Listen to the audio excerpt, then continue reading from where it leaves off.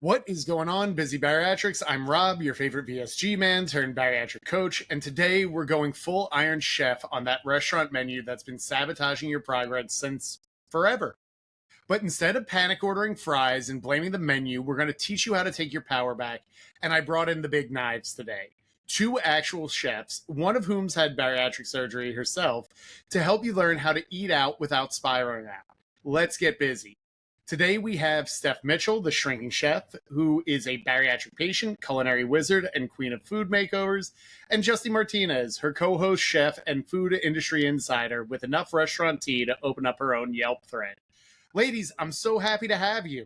Thank you. Oh, That's quite the intro. I know. I appreciate it. awesome. Yeah. You know, it's a true testament. Can I read this? Can I get through it? Is it going to work? And then we get to the good stuff. As I said off screen, this episode is always something I've been wanting to record as I was going through all of my episodes, because a big question I always get is, like, why is the scale not moving? And I notice they're dining out like 4 or 5 times a week or certain numbers.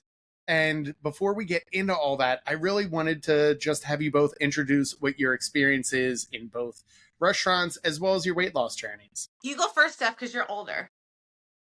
This bitch. By 2 weeks. By 2 weeks. By literal 2 weeks. Anyway. Guys, this is going to be a salty episode. I'm just putting that right here. Right. A little spicy, a little salty. That's us. So I love you both. As Rob has mentioned, I am a bariatric patient. I am 5 years, almost 5 years post-op VSG. But even well before that, I've never wanted to do anything in my life aside from cook professionally. So I've been a chef since I went to culinary school right out of high school, right out of culinary school. I mean, I was working in kitchens while I was in high school.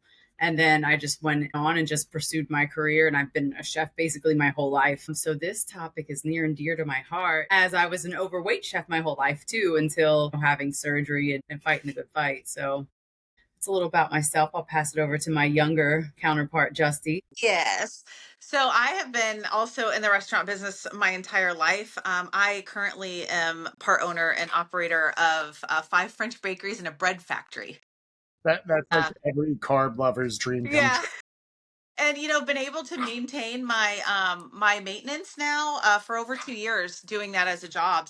I've lost about 120 some pounds naturally through. I did not have surgery, but I still feel like I have the same struggles as everybody else. So yeah, that's kind of. And I worked in full service restaurants before sorry, my dog is barking. Before I had the bakeries. So yeah, we know all the secrets. That's how we met. We met. That's how we met. Industry, yeah. Not even totally different states, but I traveled for my job at the time. And I did not like Justy when I first met her. No, I didn't like Steph either. I was told I would love her, and then I was like, "You're dead wrong." And now look at us. I was like, "She's obnoxious." No. I always say I'm like bourbon. I sting very much the first time you have me. And if you really deal with me for years, you will eventually learn to tolerate me. Right. Yeah. So I get it. Yeah. Yeah. Yeah. No, but perfect. And you're both the co-hosts of the We Are Losing It podcast, which you've had me on a bunch of times. I always love catching up, but I always like that you two are direct and clear of like, look, here is where I am struggling. Here is where I'm thriving. Here's what I need to do to act on it. So you are both kind of like the perfect people to come in and talk to this. Why do so many people struggle with dining out after weight loss surgery or on a weight loss journey? I mean, I'm going to chime in right there and say I blame the restaurant industry. I'm going to go with that, because in my years of working in restaurants and doing like R&D work and that kind of thing, the thought was never like, not eventually. I want to say eventually we did get into like more healthier dining, but the thought's not about making the food healthy. It's about how do we get these butts back in seats after they have this the first time. So we were always taught to make things craveable. And you make them craveable with the salty, with the sweet, with the fat. And Justy will know, like when the restaurant that we worked for together, Bonefish Grill, you put steak love on a steak. it's straight up butter. You finish that steak, you get Yeah. the nice diamonds on it, and then you brush it with butter before you send it out. So you could walk into and you think, I'm going to have this steak. It's Sounds healthy. awesome. I'm getting this filet. It's lean. It's delicious. It's healthy. I'm going to get my protein. Well, you also probably just got a tablespoon of butter with it and didn't even know it. Right. And it's marinated. Like as you cook it, you add more butter to it. You brush it with butter, you flip it, you brush it with more butter, you flip it, you brush it with more butter. And the same thing with fish. I mean, we had that wonderful thing called phase, which is fake butter, that we literally drowned everything in. Also, people will get like, oh, I'm going to have a side of broccoli. Well, they don't realize that that broccoli is either sauteed or put in a microwave with like 100 scoop of butter compound, right? So it's a herb butter that's like in this bag, and your stuff is like, yeah, sorry, tablespoon. I'm still in the scoop world, and so your healthy vegetables are drowning in butter. And yeah, that sounds amazing. And I gotta be really clear. Like when I go out to a restaurant, I'm not necessarily doing a lot of macro tracking. And the reason is because I know exactly what the purpose of that restaurant meal is. It's date night with my wife. It's going out to celebrate. It's catching up with friends. And I kind of build around it. But when people initially have surgery, like Steph, do you remember like when you first had surgery, what were some of the ways you tried to navigate around a restaurant menu? Or did you say like, I already know the inside scoop, I'm not doing this at all? A little bit of both. 9 times out of 10, I would try to figure out, want to know where I'm going before I go so I can look at the menu ahead of time. Because there's nothing more uncomfortable than going somewhere and then you're faced with the menu. And especially if you were like, as a bariatric, if you're still in like soft food or puree, God forbid, anything like that, it's like, what the hell am I going to eat? Because I can't chew anything. You know, I'm not supposed to be, chewing anything. Like, what can this restaurant give me? So I would have to like really do my research ahead of time. But even still, sometimes I had a friend of the family had passed away, and I went to the funeral and everything, and they always have the gathering afterwards. And I was like, I'm just going to bring a shake because I was probably 3-4 weeks post-op. I have no idea what they're serving, and that's not a menu I can look at. So I just came prepared, like, and I didn't care if anyone like, why is this lady drinking a shake? I'll tell you, I'm an open book anyway. But if I can't figure the menu out ahead of time, then I would just come prepared. Can I real quick share why I'm such a horrible person? I mean, you guys have met me in person, so you know I'm kind of a horrible person. But like reason number 52 of why I'm a horrible person, I'm an Italian living in South Jersey. A funeral is like the greatest thing ever. I call out of work, I get to go to church, and then afterwards they feed me chicken parm, and there's an open bar of wine in Manhattan's, and then I go to bed at like 2 o'clock in the afternoon. I am now at the age where like someone will call and be like, oh, like your aunt such and such died. And I'm like, 96-year-olds, natural causes? Yes, let's go. And I get unreasonably giddy to the point that we were at a funeral for my great aunt, and she died at like 96. And they're going through the menu, and everyone knows, like, man, there better be chicken parm. Rob loves chicken parm. Me too. And because I had already imbibed a little, by the time they're like, and our last entree will be a chicken, because the waiters know like this is a solemn moment, and the last entree will be chicken parm, and they're group announcing it, and all of a sudden you just hear yes.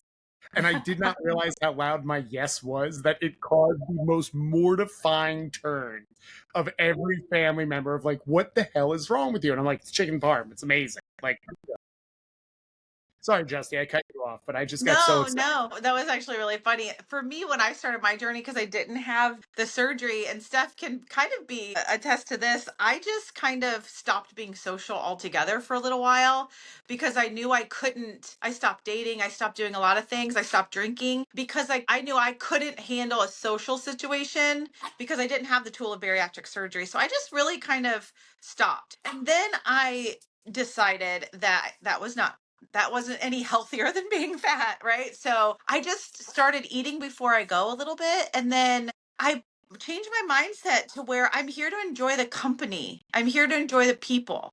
The food isn't what I'm here for anymore. Like I had to slowly change my mindset to that. And so now, like I went out last night with my friend and they had nachos and all kinds of stuff and I didn't even eat any. And I kind of do that because I ate before and I'm not hungry and I don't eat unless I'm hungry. So I make myself not hungry before I go.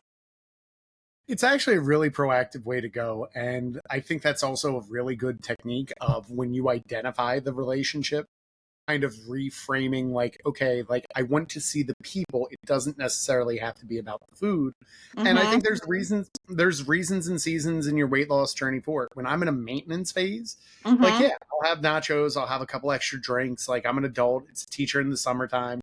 Like Right. I enjoy more, but I also don't go to my coach and cry like, hey, I don't know why the scale isn't moving. It's like, well, you had like 6 Manhattans and like 2 plates of nachos with your friends. You really can't figure this out.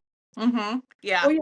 And I think a lot of it has to do with like we just like Justy said, we just don't eat out a lot anymore. And when we do, the funny thing is, like these damn kids think like it's a crime if you don't take them out to eat once a week or so. And I'm like, man, if we went out to eat once every other month, it was a big deal. I come from a family with 4 kids. We were not going out to eat all the time. So if we did go out to eat, it was kind of a big deal. Probably a holiday, not even a birthday, because my mom would make, what do you want for your birthday dinner, you know? But now it's almost like they want to go out to eat all the time, which makes me fear for that generation and what their health habits are going to look like, because restaurants aren't changing. Restaurants are still trying to put butts in seats. And they're getting more expensive. I mean, I run restaurants and everything is just more expensive. The quality we've had to make, unfortunately, we have all had to make quality adjustments, but then also price adjustments. So quality is down, price is up, right? That's your Y- business. Yeah. And so for me, it's kind of like, I know, you know, I know what quality is. And so when I go out to eat, if it's not going to be like, if it's not going to be amazing and something I haven't had in this mouth before, I'm not spending money on it because I already know what it tastes like. And I've had, Outback Steakhouse like 100 times. Why do I need to go there? I don't. And so it's kind of, and I'm not cheap because I do spend some money, but it's like, I'm not going to spend money on food that isn't like when I was in Africa, yeah, I'm going to eat some food, but here in Charlotte, unless it's something new, I'm not going to spend that money. I'd rather put that money into my self-development. I spend more money on my gym than the average person does because I like a bougie gym. I do self-care with that money that I don't go out to eat and drink and all that stuff. So that's just more kind of how I live now, which I think a lot of people really need to think about. Yeah, when I was at my heaviest weight, I was like to combine both of these. I would let, if my kids wanted to go out to eat for fast casual or like PJ Whalehan's, which is like the local version of an Applebee's, it's like, oh, twist my arm, like $2 beers and chicken wings. I guess we can go, but it was like I was spending $750 in fast casual. And there's a reason why I was 6 figures in debt and also 365 pounds. I do a lot of what you say of, you know what, if I am going to break the bank on something, I'm going to do it very concisely. And it's going to be like, no, it better be a damn good restaurant that I'm going to go have. And it better be something that like I can't cook at home or is such a colossal pain in the rear that I don't want to have it. I'll tell you one of that's the things exactly what I do. because I teach meal prep classes, and one of the things I teach is easier said than done for me because I am a chef. But if you take the time to put the quality and the effort into your meal prep at home and make it taste more like a restaurant meal, then you won't feel like you're missing out on anything. So I just teach things like fresh chopped garlic. Please don't buy the jar of stuff in the water. Please don't do everything with garlic powder. If you just take the time to get I get them already peeled, get the little things already peeled, chop, chop, chop, chop, chop, and use fresh garlic, you're using restaurant quality ingredients. Therefore, your food is going to taste more like restaurant quality. And then the meals that you just prepared for 5, 7, however many days, you actually crave that. You should want to eat your meal prep. You shouldn't feel like, oh my God, here we go again. I got to eat this again, day 5. Like if you make it craveable at home using the ingredients that you're controlling, then you can cut the restaurant out altogether. I won't eat a steak out. You'll never see me order a steak in a restaurant because they're going to mess it up. They're not going to cook it right. I'll just do it. And if I mess it up, I'm mad at myself. And I spent half the price. Quarter of the price, probably. We have to get this out of the way real clear right now because I do judge everyone based on this answer. How do you like your steak? Medium rare. Both of you. Okay, see, perfect. You're right, correct human beings. I'm even on the rare side. Like, Yeah. I barely want it cooked. Like, I slap it like a minute on each side on my grill. It's practically still sliding when I have it. But yeah, I once broke up with a guy because he had well done and he put ketchup on it. Oh my dear. Deal breaker. That should be somewhere on a dating app. Like, I feel like you need like certain hard passes. Just like or no. Like very petty back end things on the dating app of like ketchup on steak or turns everything political. Like not even like left or right, but like one way or another, but like always finds an agenda in talking. Right. I feel like the back end should be like you see someone else's credit score and it's like, nah, it's a hard pass. Right. Yeah, definitely. I'm a hard passer. That's a whole nother business all in itself. That's a whole other podcast, actually. We will. The new app. We can definitely have you back on for relationships after weight loss. But it is something I think that we should really talk about of if you can really learn to cook almost at restaurant quality level, I really do believe you can eat it at home. You can figure out like what things are worth keeping in as opposed to what things substitute. Steph, what are some like tips and tricks for people who are like, look, I really like dining out, but I really don't know how to cook. How do I get started? I think, and one of the things that I learned from a chef that I worked for years ago was to shop. Your plate should be forward of the outside of the grocery store. So think about the grocery store when you walk in, you hit the produce. And if you were to walk around the outside of it, skip the aisles on the inside, you should be fresh making your vegetables. Listen, I'll use frozen vegetables, but I'm not using canned. So like there's nothing wrong with keeping some frozen green beans on hand. They're equally as good and they're quick. That aside, and that's kind of on the outside of the grocery store, but if you can bring fresh fruits and vegetables forward, we'll cut over to, I'm just trying to picture a grocery store. We cut over to the bakery. If you're doing any kind of bread, then use like a good bread. Or even if it's like a low carb, get like a good quality low carb bread. Don't shortcut on something like that because we don't give ourselves that a lot. So if you are, just to make it something that's better, using like good dairy. What else is over there when you get over like fresh eggs? Like, but if you're shopping the outside of the grocery store and then you just take a little help from a friend on the inside, maybe it's a sauce. So I'll go to G. Hughes. I'll go to Sweet Baby Ray's Sugar Free. So I'll find like a really good already made sauce because if I make a lot of my own sauces, but if I'm in a pinch or when I'm teaching other people who aren't comfortable making something like that, just find the good stuff that's already done for you, but bring your plate forward with the outside of the grocery store. And I also think it's important to train your taste buds. So people don't really talk about that. But like for me, I love lasagna. And I used to make a nasty, messy, delicious lasagna. I mean, just all of it. But instead of going from the lasagna I used to make to the one I made the other day, I took baby steps. So I'm like, okay, can I use fat-free cheese this time? Or can I use this instead of this? Can I use turkey instead of this? Can I use this instead of that? And then slowly it was like it went from this nasty like lasagna to like a really good lasagna now, right? And so but if I went from this to this quickly, I would be like, yeah, that tastes like shit. But since my taste buds followed my journey along as cutting out these full fat things and these heavy sauces and sugary and all of that, my taste buds are happy still. They were happy along the journey. You know what I mean? I 100% do, but I'm in the exact opposite because every swap that you mentioned on that, a small part of my Italian soul like died. I felt like it was in Beetlejuice where the body's like rotting over the table and she's like, and we'll use fat-free cheese and we'll put turkey instead of this and we'll find a low-cal lasagna noodle. I kind of take the restaurant approach when it comes to Italian because it's important to me. Right. But I do say, like, if lasagna is a staple and you are good with having it or you want it more frequently, that's a really great strategy. I take more the approach of, like, I have lasagna once a year and I have baked ziti once a year. And I want an obscene amount of cheese in both. Yeah. Like, I want really, like, a Pyrex container of cheese, 2 noodles, and, like, 8 gallons of gravy. And that's kind of my ratio. with chicken and dumplings because I'm from Texas. Exactly. So I'm like that with chicken and dumplings. Like, I'm not going to try to make that healthy. I'm just going to eat it when Miss Linda comes to my house, and I'm going to eat it for breakfast, lunch, and dinner for like 4 days. Yeah. And I'll You tell know? you too, when it comes to something like lasagna, because I taught this too, somebody was like, "Oh, I love lasagna. How do I make it healthier?" I'm like, "Well, let's not bastardize the whole dish, first of all.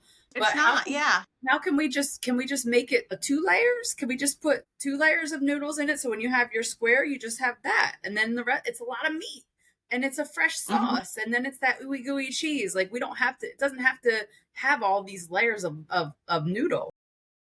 Here is the poll question for this episode.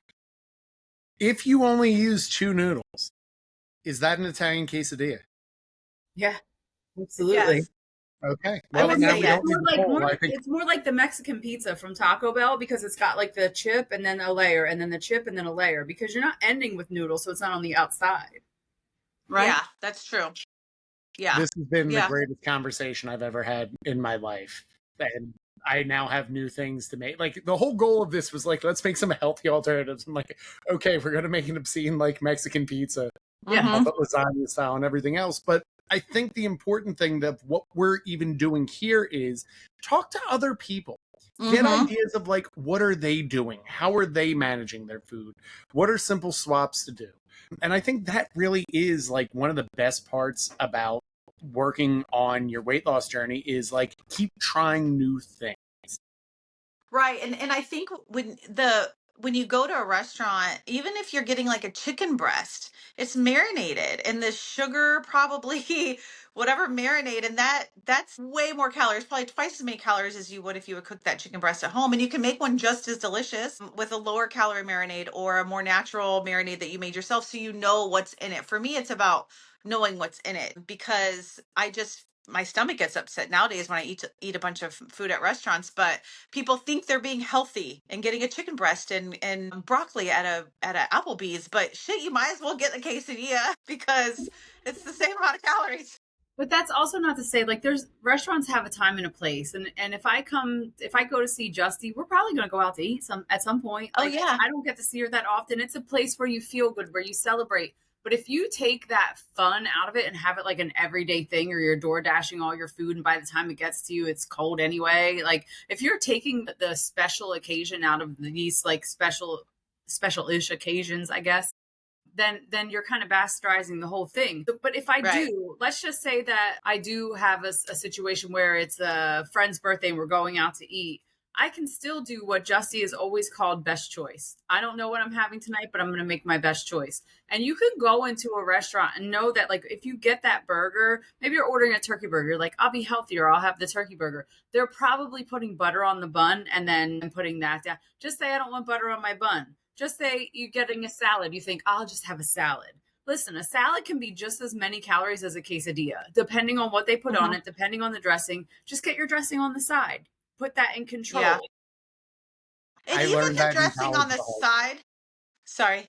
Even the No, no, dressing on the side, they're going to give you a 4 ounce ramekin, right? You don't need a 4 ounce ramekin. So it's kind of a container. So it's kind of like last night we had a pretzel and it had a 4 ounce container of cheese and a 4 ounce container of this other sauce and a pretzel like 8 inches. We didn't need that much sauce. So the people I was with were like scooping the sauce up with their pretzel instead of dipping. get So on it's there. about, you know, what do you actually need? You don't need to eat it all because it's there either. I will say, like, I am a condiment hustler a lot of the times when I go out. So it's like I have to really be mindful. But even in college, I think I did a really poor job of there was a salad works on campus. And I'm like, I'm going to be healthy. I'm going to eat a salad. And it's like, okay, I'm going to get pasta, chicken, beans, lentils, which all of those still in individual things are good. And then the amount of ranch dressing that I would put on that sucker had to have been like, I should have just eaten like a burger every Right. single day, and I probably would have gotten more protein and maybe a little Yeah. bit less dressing. Hmm. And I have a lot of people. I work uptown. One of my bakeries is uptown, and I have the same people come in every day and get like a, chicken salad on a croissant. Like our croissants have a lot of calories, but in my mind, I'm like, you know, that's extremely unhealthy. come spend your money. But those people who work in offices, and I kind of ask people, and they're like, yeah, I just need to get up out of the desk. And I'm like, well, just pack your lunch and eat it and go for a walk. We make so many excuses to why we have to go out to eat that are not really there. So my girlfriends, if they want to do something, they kind of know Justy's going to say yes if it's an activity, but she's probably not going to say yes if it's going sitting in a bar and like pounding beers and nachos all night, you know? I do the beer and nachos with my friends quarterly. And that's kind of how I plan it. Like, that doesn't mean I don't see my friends. We might have a barbecue and it's like, look, there's burgers. I can make it work, but I won't drink. But I have like 4 stupid days a week, a year when it's with my friends. And I think it used to be every weekend, like Steph knows we used to go out. I used to go salsa dancing, drinking a 6-pack of Modelo's, eating a pizza. Every Friday, every Saturday, every Sunday would be like recovery day. So let's hair of the dog, right? So, and then we worked in restaurants. So we had food, and we didn't go in the walk-in and eat salads. We were eating the chicken tenders we stuck in the fryer to eat on the fly because we were busy. And then we wondered why we were 300 pounds. And what were we thinking? Fan. Yeah, absolutely. Yeah. Yeah. Many but meals I think over people just the convenience is something that people really like. But if you take that time, say I did food prep the other day. It took me an hour and a half. I ordered my groceries, picked it up, did my food prep. It's an hour and a half of my Sunday, and it takes all the drama out of my week. All of the drama of what am I eating, where am I going, da da da. It's gone. I don't have to worry about it anymore. It's just done. And if someone does ask me out for dinner and I say yes, I'll eat my planned meal for before I go, and then I'll enjoy an iced tea, or maybe I'll have a bite of this or a bite of that, but I'm enjoying the company. And I think that's what has been really, really a game changer for me. I think it just makes it easier for everyone because I think decision fatigue just hits us. And especially as we're adults, we have to make so many decisions each day. And when people are like, well, it seems like you eat the same breakfast and lunch every single day. It's like, yeah, I don't have the capacity to do a Pinterest board, figure out 52 different recipes. It's essentially some form of eggs, ground beef, and potatoes, depending on what my carb goal is for breakfast. Lunch is literally like a bag of salad with 40 grams of protein on top of whatever will get me 40 grams for that. And then what are they called? The containers? I want to learn a new word today.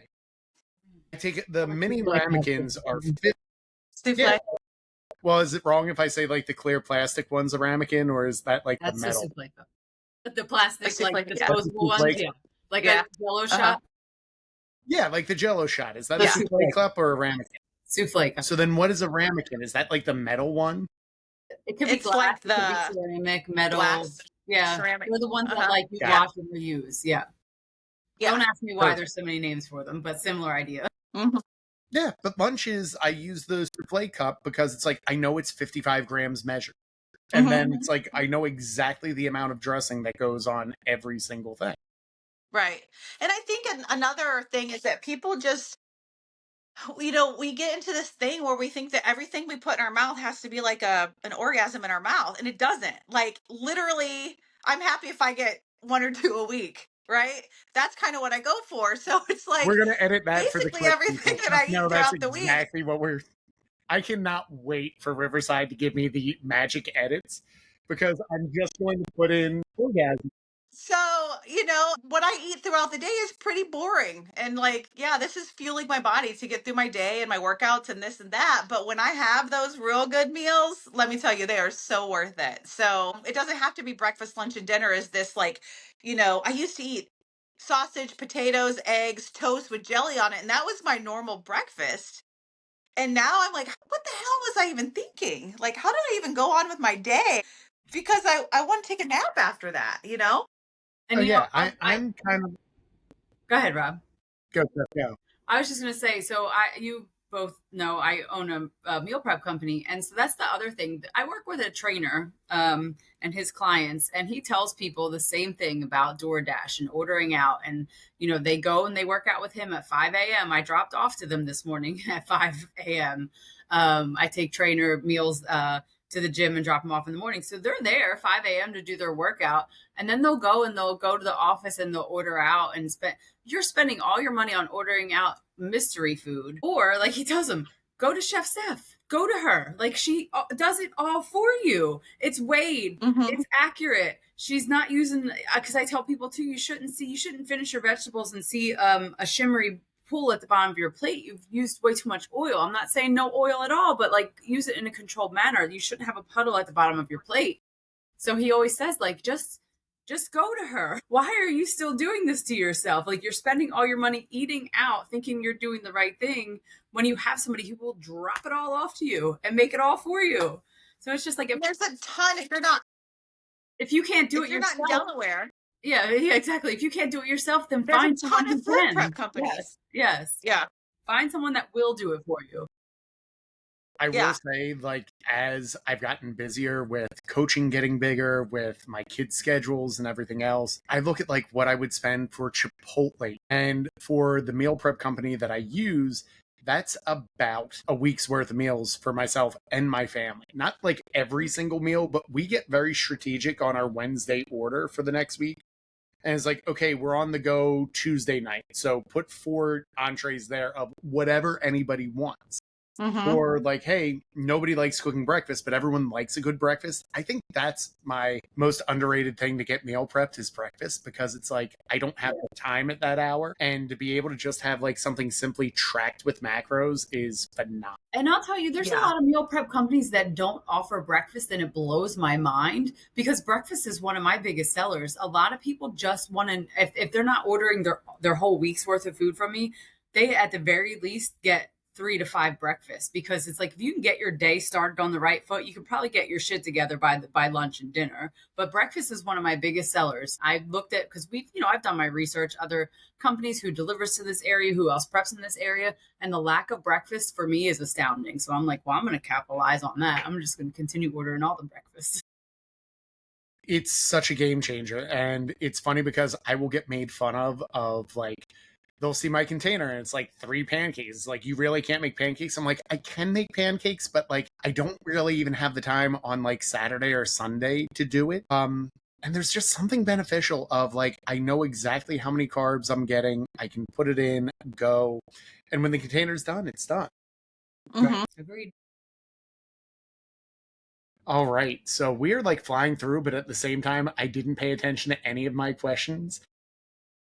But well, because this is what happens. We just start talking and then it becomes like a great yes and, because I think you both bring such insight to these conversations, and your philosophies are so aligned to mine as far as like, yes, it shouldn't be an orgasm in your mouth. It should be like, hey, like, here's an example.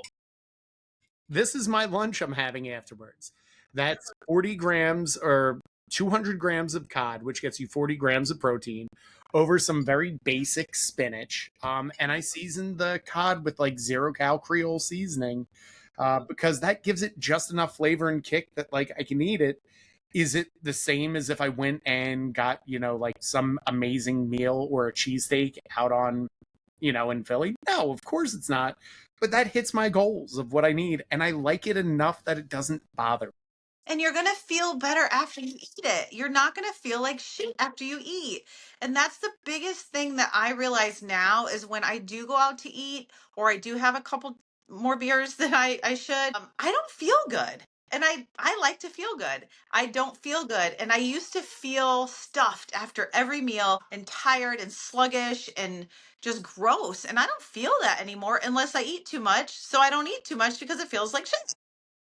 It's comical, and yeah, Um, so good. I really do like that approach, because then it kind of justifies with everything. And I always like kind of what Justy was saying as well, is like maybe just once a week as well, or really like 2 times a month. It's funny because here's a hot take. I truly believe bariatric events are the worst modeling behavior of what bariatric lifestyle should be, because I eat like a dingling the entire time there. I drink more in a bariatric event than I do at any other point. And I don't know like if that's really a good thing. Of like, I have clients there and it's like, yeah, Rob slammed 4 Manhattans. He ate 2 people's trays that they left on the banquet table. And now he's like flipping over the food truck at the after party. Like, we dance enough to work it off. there's very little If I let my hair down at this point, it's bald. Like I had to go get the depressing haircut. You know, the one where like, well, I guess for guys, it's the one where you tell your barber like, look, we got to figure out what we're doing with this because there's not much to do on the sides, and this is kind of Uh-huh. too much. But yeah, And you know when it's at it really is. and I think that it's balance, right? So at least I got in my situation of being 318 pounds because I was like an all or nothing girl. And now it's like, okay, I'm going into this dinner with my boyfriend.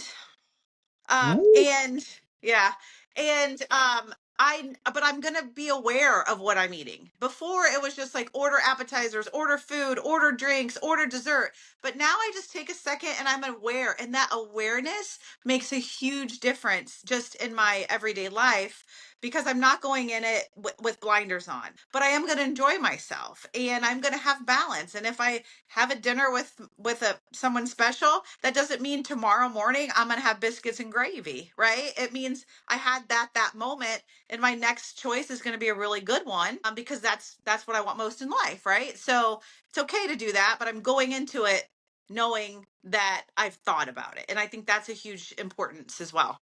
But I will tell you this. Hold up, Steph, real quick, because I have to do this. We are recording this episode. If you're listening to this episode, it is November. We are recording this in June, which means we are going to figure out what Justy's situationship is when this episode drops. And that's the only thing I'm going to ask when we get ready to go back is like, so how's it going with, do we get a name? A ginger. Ginger. Oh, wow. We have code names. Bow-legged ginger. I cannot wait to see November. Yeah, that's a stretch, man. This is the beauty of the episode. We can like put a little pod in, and this is like something that will Like find out what Justy's up to. the beauty of There's being gonna told to be record it. no, I shouldn't say that, but I would. This one is a little more special than the others. But if it was one of the others, I'm like, oh, there's gonna be 3 before now in November. But I'm thinking this one might. I think he might. We are Yeah, he not might. editing any of this. This is the best part. You know what? I'm going to be the jerk then, and I'm going to bet the opposite, and we're going to see. All right. No way. Yeah. Yeah. Oh yeah. Living. Well, and I had 100% comp, no limit, because I was at the corporate office. Yeah. Yeah.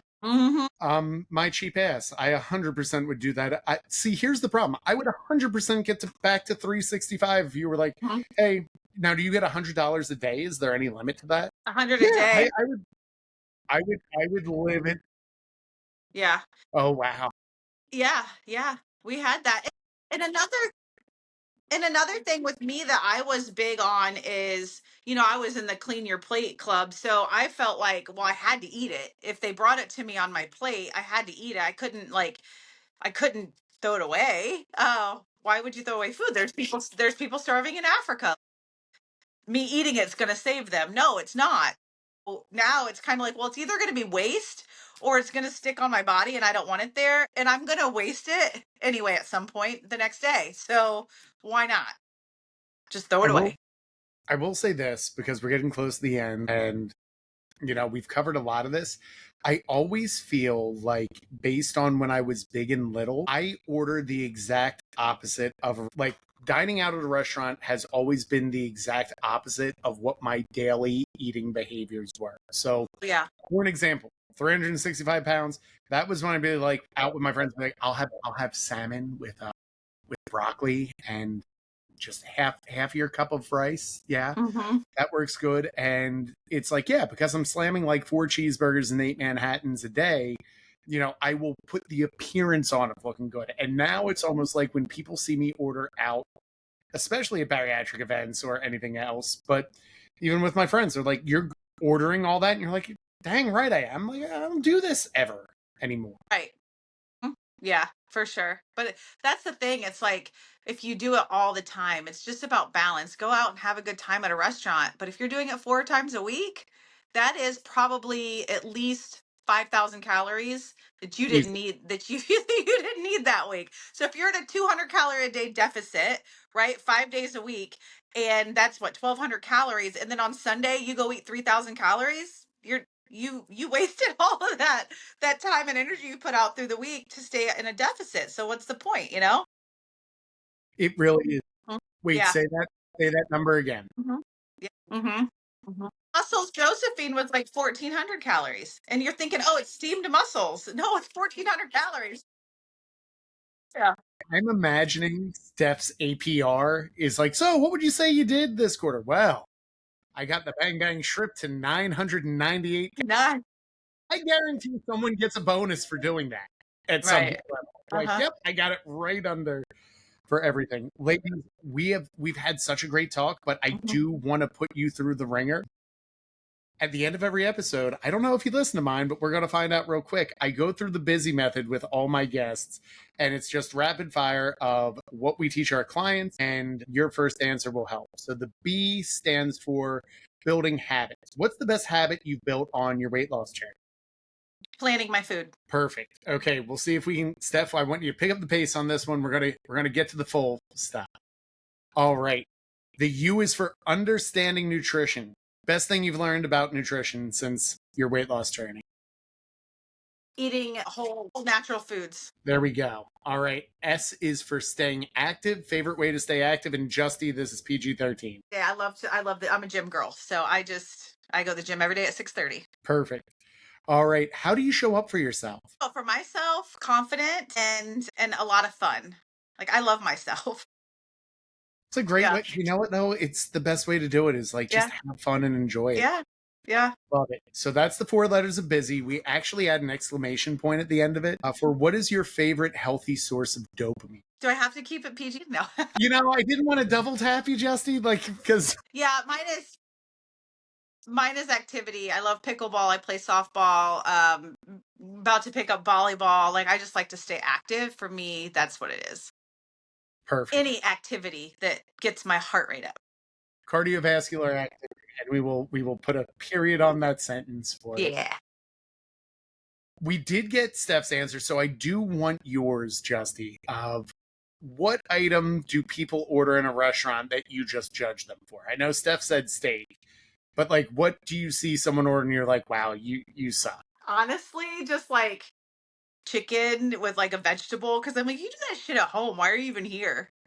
Yeah. I really don't comprehend it either. Because it's like, look, either align your lifestyle to do this. Right. Or get it. I will say though, I do have clients that are on the roads like 4 or 5 days a week, and I get that. But I feel like they should have a big banner of like, look, I work corporate and I travel the country. But if you're like going to the Applebee's for chicken and broccoli in your hometown, I just want to be like, why? On like a Tuesday, like what's the point? So I'm a steak orderer. I just don't like to cook steak, but I'll spend some money on a good steak. But yeah, so I order steak at the restaurant. Now I got to go back into this. Well, see, judgment's not a bad thing. It's judgment. Okay, favorite cut of steak. Wow, both very bone in, baby. I will go with a New York strip is my tried and true favorite. That's solid. I feel like the ribeye, like, here's an example. I had the ribeye for Father's Day, and it is a delicious cut of beef, but my walking around steak, as you would call it, like my everyday steak is a New York strip. So, butcher talk, it's always so good. So, as we finish this, what's one thing you wish all post-op patients would remember the next time they sit down at a restaurant? Be mindful. Yeah. Love it. And you're both so aligned on it that I love. Ladies, I always have a blast talking to the two of you, and your podcast is just such a fun banter, but just like today, it's very poignant of like, here's some actionable things that work, but it's phrased in a way that I didn't even notice the hour went by. So if people want to hear more of this, where can people find you and hear more food wisdom? Steph? Why? I think I love that one. Yeah. Always good. We have to talk. We will for this. So, gang, we're coming to the end of this. If you could do me a favor, if you're still listening, wow, that's impressive. Screenshot this episode, tag me and the ladies, and tell us your go-to restaurant hack. And if you want our full restaurant and fast food survival guide ebook, there's going to be a link in the show notes. Finally, if you're on Spotify, the poll will be, is Justy still in the relationship with the bow-legged redhead? That'll be the poll for this episode. So, as always, keep getting busy. Bye, ladies. Bye.